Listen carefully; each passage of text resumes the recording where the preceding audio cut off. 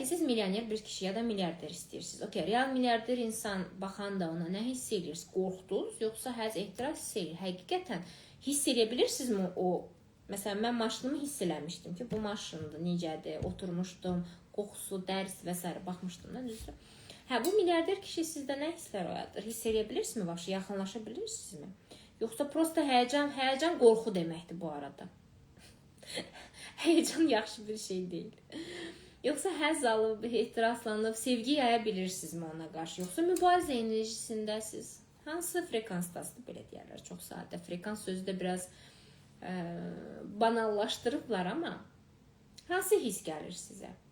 Baxdıq, nə vaxt ki sizə bütün bu hisslər toparlandı, bir arada gəldi, yaratımda baş verən hisslər, düzdür? Həzz, ehtiras, sevgi, birləşmə, məndə mən varam hissi, yarada bilirəm hissi, sevgi yaya bilirəm hissi. Uşaq yarananda mama 9 ay sevgisi ilə bəsləyir sanki. O bəsləmə hissi gəlirmi?